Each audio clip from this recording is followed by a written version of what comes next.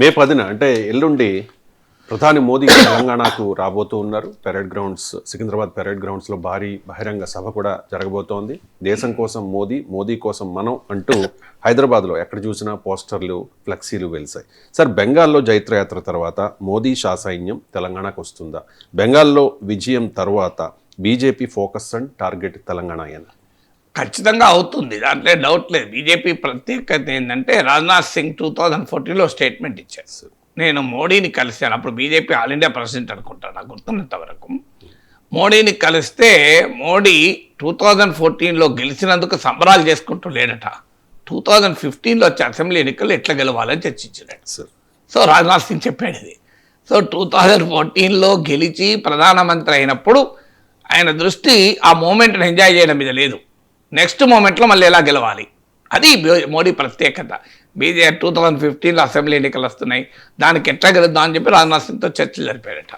So అందువల్ల మీకు BJP ఆ రకమైన ఫియర్స్ పాలిటిక్స్ జరుపుతుంది కనుక ఈ దేశంలో ఇప్పుడు 21 స్టేట్స్లో అధికారం ఉంది. 72% ఆఫ్ ఇండియా, భారతదేశంలో 72% ఇలా బీజేపీ పాలనలో ఉంది. మిగతా ఏ పార్టీలు కూడా దరిదాపుల్లో కూడా బీజేపీ లాగా కార్యాచరణ లేదు, బీజేపీ లాగా వ్యూహరచన లేదు, బీజేపీ లాగా రాజకీయాల ఇంటెన్స్ యాక్టివిటీ లేదు, బీజేపీ లాగా వేగంగా సృజనాత్మకంగా నిర్ణయాలు తీసుకోవడం లేదు. అందువల్ల ఇలా బీజేపీ స్థాయిలో ఉంది. అందువల్ల ఖచ్చితంగా తెలంగాణ పైన కాన్సన్ట్రేట్ చేస్తారు, చేయకుండా ఎందుకుంటారు. సో బెంగాల్ మిషన్ 7 స్టేట్స్ అని వాళ్ళు పిలిపించారు. ఆ మిషన్ 7లో కీలకమైన రాష్ట్రమైన బెంగాల్, ఒరిస్సాలు అయిపోయినాయి, ఈస్ట్ అయిపోయింది, మిగిలిందిగా సౌత్లో కర్ణాటక తర్వాత ఏమైనా అవకాశం ఉంటే తెలంగాణ, తమిళనాడులో 1 సీట్ వచ్చింది, కేరళలో సీట్లు ఓట్లు పెరుగుతాయి తప్ప అధికారానికి దగ్గరలో కూడా ఉండరు.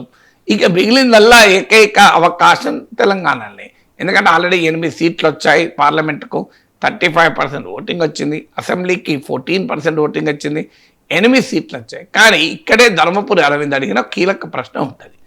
మేము బీజేపీ 2019లో 4 ఎంపీ సీట్లు గెలిచాం, 2024లో 8 ఎంపీ సీట్లు గెలిచాం, కానీ అసెంబ్లీ ఎన్నికల్లో మాకు ఎందుకు సీట్లు రావు?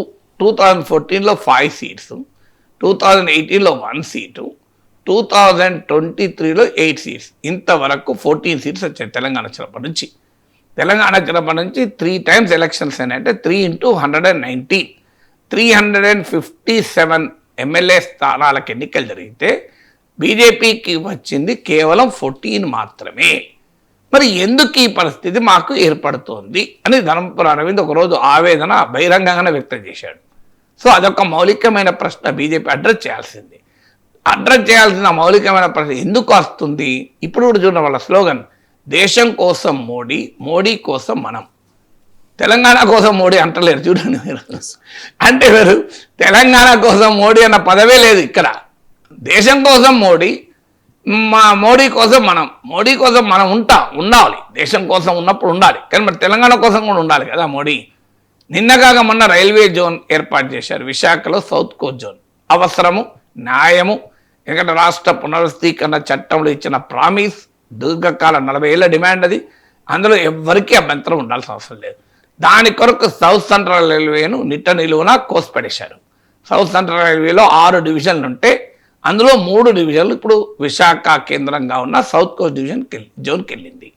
సో ఖచ్చితంగా అది కూడా రైట్, ఎందుకంటే విజయవాడ, గుంతకల్, గుంటూరు డివిజన్లు ఆంధ్ర ప్రాంతంలో ఉన్నాయి కనుక ఆంధ్ర ప్రాంతంలో ఒక కేంద్రంగా జోన్ ఏర్పడుతున్నప్పుడు అక్కడికే వెళ్ళాలి. అక్కడ వరకు ఎవరికి అభ్యంతరం లేదు. మరి కాజీపేట డివిజన్ చేయాలని ఎప్పటి నుంచో డిమాండ్, ఎందుకు చేస్తలేరు? దీనికి ఆన్సర్ ఉండాలి కదా. ఆన్సర్ కాజీపేట డివిజన్ చేయాలని డిమాండ్ పక్క పెట్టారు, మరి ఎందుకు చేయరు? ఇన్ఫర్మేషన్ టెక్నాలజీ ఇన్వెస్ట్మెంట్ రీజన్ అని యూపీఏ ప్రభుత్వం హైదరాబాద్కు 2 లక్షల కోట్ల పెట్టుబడులను ఆకర్షించే ఒక విలువైనటువంటి ఐటీ ప్రాజెక్ట్ ఇచ్చింది యూపీఏ ప్రభుత్వం. దాన్ని అమలు చేయమని డాక్టర్ లక్ష్మణ్ బీజేపీ రాష్ట్ర అధ్యక్షుని హోదాలో అప్పటి ఐటీ శాఖ మంత్రి రవిశంకర్ ప్రసాద్ కలిసి, మీరు గూగుల్ కొట్టండి వస్తుంది, doctor Lakshman appeal to Ravishankar Prasad అని ఐటీఐఆర్ అని. ఐటీఐఆర్ అమలు చేయండి అని అడిగారు. ఎందుకు చేయలేదు ఐటీఐఆర్ స్కీమ్ ఇప్పుడు లేదు, అంతకన్నా వేరే చేస్తాం, వేరేది ఏం చేశారు చెప్పండి. ఐటీఐఆర్ స్కీమ్ లేదు, ఓకే, అంతకన్నా పెద్ద స్కీమ్ ఏదైనా హైదరాబాద్కి ఏమి ఇచ్చారు? 2. 3, హైదరాబాదులో మీకు ప్రపంచంలో ఉన్న టాప్ కంపెనీస్ అన్నీ హైదరాబాదులో ఉన్నాయి. మైక్రోసాఫ్ట్, గూగుల్, అమెజాన్, ఇండియాలో టాప్ కంపెనీస్, విప్రో, ఇన్ఫోసిస్, దేశంలోనే పేరెన్నికైన ప్రభుత్వ రంగ సంస్థలు బిహెచ్ఈఎల్, ఈసీఐఎల్, దేశంలోనే గౌరవించదగ్గ పరిశోధనా సంస్థలు డిఆర్డిఓ, ఐఐసిటి, సిసిఎంబి ఇన్ని ఉన్నాయి కదా. ఐఏఎం ఎందుకు ఉండదు? ఇండియన్ ఇన్స్టిట్యూట్ ఆఫ్ మేనేజ్మెంట్ ఎక్కడెక్కడ రాంచీలో ఉంటుంది, డెహ్రాడూన్లో ఉంటుంది, చిన్న చిన్న ప్లేస్లో ఉంటుంది. మరి ఐఎం హైదరాబాద్ ఎందుకు ఉంటుంది? ఐఎం వైనాట్ ఐఎం ఎలిజిబుల్ హైదరాబాద్కు ఇంతవరకు లేదు. ఐఎం ఎందుకు లేదు? దీనికి ఆన్సర్ ఉండాలి కదా. 3వది. 4వది, దేశంలో మీరు ప్రతి రాష్ట్రానికి ఒక ప్రాజెక్టుకు జాతీయ హోదా ఇస్తారు. నార్మల్గా తెలంగాణకు నీళ్లను తగ్గించేటువంటి ప్రాజెక్టుకు మీకు కర్ణాటకలో తుంగభద్రా నది పైన మీకు ఎగువ ప్రాంతంలో ఆలమట్టి మీకు జూరాల ఎగువ ప్రాంతాన జాతీయ హోదా ఇచ్చారు. అసలు ఆ నీళ్ళే ఇవ్వడమే తప్పని ఉమ్మడి ఆంధ్రప్రదేశ్ కాలం నుంచి మనం వాదిస్తున్నాం. అవి ఇల్లీగల్ ప్రాజెక్ట్స్, వాటికి లీగాలిటీ ఇవ్వడమే కాదు జాతీయ హోదా కూడా ఇచ్చేశారు. మరి తెలంగాణకు ఒక ప్రాజెక్ట్ ఎందుకు జాతీయ హోదా ఇవ్వరు? ఒక్కదానికంటే ఒక్కదానికి ఇవ్వాలి కదా. మీకు ఇన్ని ప్రతి రాష్ట్రానికి ఇచ్చినప్పుడు దీనికి ఆన్సర్ ఉండాలి కదా. 5, కడప స్టీల్ ప్లాంట్ ఇవాళ ఆంధ్రప్రదేశ్ పేపర్లో చూడండి. కడప స్టీల్ ప్లాంట్కు శంకుస్థాపన చూడండి, వాళ్ళ పేజ్ 1లో వచ్చిన వార్త ఆంధ్రప్రదేశ్లో. మరి బయ్యారం స్టీల్ ప్లాంట్ ఎందుకు ఇవ్వరు? అంటే కడప స్టీల్ ప్లాంట్ వయబుల్ అవుతుంది, బయ్యారం వయబుల్ కాదా? కడప స్టీల్ ప్లాంట్ ఇవ్వాల్సిందే, న్యాయం, అందులో డిస్ప్యూట్ ఏమీ లేదు నాకు, ఎందుకంటే రాష్ట్ర పునర్స్థీకరణ చట్టంలో భాగం. మరి బయ్యారం స్టీల్ ప్లాంట్ ఎందుకు ఇవ్వరు? బయ్యారం స్టీల్ ప్లాంట్ కూడా రాష్ట్ర పునర్స్థీకరణ చట్టంలో ఉంది కదా. స్టడీ ద ఫీజిబిలిటీ అన్నాం కనుక ఫీజిబిలిటీ స్టడీ చేసి సాధ్యం కాదంటున్నారు. కడపది సాధ్యమైనప్పుడు బయ్యారం సాధ్యం కాకపోవడానికి కొన్ని అడ్డంకులు ఏంటి చెప్పండి? దానికి బేసిస్ ఉండాలి కదా. అంటే అక్కడ డబుల్ ఇంజన్ సర్కార్ ఉంది, మా ప్రభుత్వం ఉంది కనుక ఇస్తాం, ఇక్కడ మా ప్రభుత్వం లేదు ఇవ్వం అంటే అది మరి మోడీ కోసం తెలంగాణ ప్రజలు మనమని ఎందుకు అనాలి? దీనికి ఆన్సర్ ఉండాలి కదా. 5వది, ఇలా మీకు ఒక్కటి కాదు, మీకు తెలంగాణ ప్రాంతంలో మీకు ఉండే అనేక ఇష్యూస్ పైన what is the stand of BJP? So ఇవన్నీ డిమాండ్ కదా. ఓ భద్రాచలంకి ఒక 500 కోట్ల ప్యాకేజ్ ఇచ్చి మీరు అయోధ్యను డెవలప్ చేశారు కదా, చాలా గొప్పది, అవసరం కూడా. మీరు ఏ హెరిటేజ్ సిటీ స్కీమ్ కిందనో ఇంకో ప్రసాద్ స్కీమ్ కిందనో ఏదో ఒక స్కీమ్ కింద భద్రాచలంకి ఒక 500 కోట్లు ఇవ్వండి. ఎందుకంటే రాములవారు నడియాడిన పవిత్ర భూమి కదా. ఎందుకు ఇవ్వరు? భద్రాచల రాములవారు కాదా? రామభక్తుల పాలనలో కూడా మా భద్రాచల శ్రీరామచంద్రుడికి ఎందుకు వివక్ష జరగాలి? పోనీ డబ్బులు ఇవ్వకండి, 5 పైసలు ఖర్చు లేదు. రాముల వారేమో తెలంగాణలో ఉన్నారు, రాముల వారి భూములోమో ఆంధ్రలో ఉన్నాయి, అందువల్ల ఆ 5 గ్రామాలు తెలంగాణకి ఇవ్వండి అని అడుగుతున్నారు. కన్నాయగూడెం, ఏటిపాక, ఈ 5 గ్రామాలు, ఈ 5 పిచ్చుకలగూడెం, పాడు, ఇవన్నీ 5 గ్రామాలు. ఈ 5 గ్రామాల ప్రజలు పోరాడుతున్నారు. మరి వారికి ఇవ్వడానికి వాళ్ళకి అభ్యంతరం లేదు, ఆంధ్రాకి నష్టం లేదు, తెలంగాణకు లాభం కాదు. భద్రాచలం రాముల వారి కొరకు ఇవ్వమని అడిగితే ఇంతవరకు 5 గ్రామాలు ఇవ్వడం లేదు. కానీ రాష్ట్ర విభజన జరిగిన వెంటనే రాష్ట్ర పునర్వ్యవస్థీకరణ చట్టానికి సవరణ చేసి పోలవరం ముంపు మండలాలుగా పేర్కొనబడిన ఖమ్మం జిల్లాలోని 7 మండలాలను ఆంధ్రకు ట్రాన్స్ఫర్ చేశారు కదా. తెలంగాణ నుంచి ఆంధ్రకు 7 మండలాలు ట్రాన్స్ఫర్ చేసి దాంతో ఒక జల విద్యుత్ ప్రాజెక్టు కూడా ట్రాన్స్ఫర్ చేసినప్పుడు 5 గ్రామాలు తెలంగాణకు రిటర్న్ ఇవ్వడానికి అభ్యంతరం ఏంటి అని అడుగుతున్నా. ఆంధ్రలో కూడా అభ్యంతరం లేదు కదా.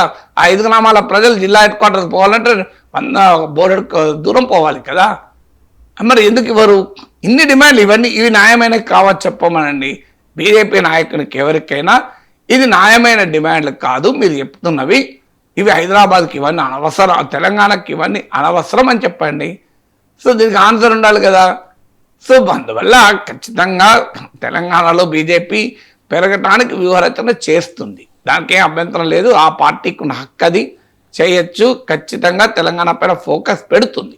తెలంగాణపై ఫోకస్ పెట్టే క్రమంలో తెలంగాణ రాష్ట్ర పార్టీలో ఐక్యత లేకపోవడం, సంస్థాగతంగా బలపడలేకపోవడం, ఒక బలమైన నాయకత్వం లేకపోవడం, అంతర్గత కుమ్ములాటలు, ఇవన్నీ తెలంగాణ బీజేపీలో సమస్యలు. అవి వాళ్ళ పార్టీ అంతర్గత సమస్యలు, వాళ్ళు పరిష్కరించుకోవచ్చు, చేసుకోవచ్చు. అది కానీ తెలంగాణ ప్రజలకు చేయాల్సినటువంటి పనులైతే ఉన్నాయి కదా, వాటి విషయంలో ఎందుకు ఒక సింపుల్గా అడుగుతున్నారు. తెలంగాణలో డిఫెన్స్ కారిడార్ ఇవ్వండి అని అడుగుతున్నారు. డిఆర్డిఓ దేశంలో చంద్రయాన్లో భాగం, అగ్ని మిసైల్లో భాగం, అలాంటి డిఫెన్స్ డిఆర్డిఓ ల్యాబ్స్ ఉన్నాయి ఇక్కడ. మీరు బుందేల్ఖండ్లో డిఫెన్స్ కారిడార్ ఇచ్చారు, మీరు అధికారంలో ఉన్న ప్రాంతం అని. డిఆర్డిఓ డిఫెన్స్ కారిడార్ తెలంగాణ ప్రాంతంలో ఎందుకు ఇవ్వరు? మీకు దానికి ఆన్సర్ ఉండాలి కదా. సో మీకు ఇలా అనేక రకాల డిమాండ్లు ఇప్పటికీ పెండింగ్లో ఉన్నాయి తెలంగాణవి. సో ఇన్ని డిమాండ్లు ఇప్పుడు నేను కొన్ని మాత్రమే చెప్పాను, మీకు ఇంకా చాలా ఉన్నాయి. సో ఇవన్నీ న్యాయమైన డిమాండ్లు కాదు అని చెప్పమనండి. ఎందుకు మరి బుందేల్ఖండ్కు డిఫెన్స్ కారిడార్ ఇచ్చినప్పుడు డిఆర్డిఓకు డిఫెన్స్ కారిడార్ హైదరాబాద్ తెలంగాణకి ఎందుకు ఇవ్వకూడదు? సో మీకు తెలంగాణ ఇక్కడ గెలిపించారు కదా, సికింద్రాబాద్ నియోజకవర్గం నుంచి కిషన్ రెడ్డిని గెలిపించాం, ఐఏఎం ఇవ్వండి అని అడుగుతున్నాం. మల్కాజ్గిరి నుంచి బీజేపీని రాజేందర్ని గెలిపించాం, డిఫెన్స్ కారిడార్ ఇవ్వండి ఆయా ప్రాంతంలో అంటున్నాం. బండి సంజయ్ని కరీంనగర్ నుంచి గెలిపించాం, అక్కడ ట్రిపుల్ ఐటీ ఇవ్వండి అని అంటున్నాం. ఏంటి అభ్యంతరం? సో దీనికి ఆన్సర్ ఉండాలి కదా.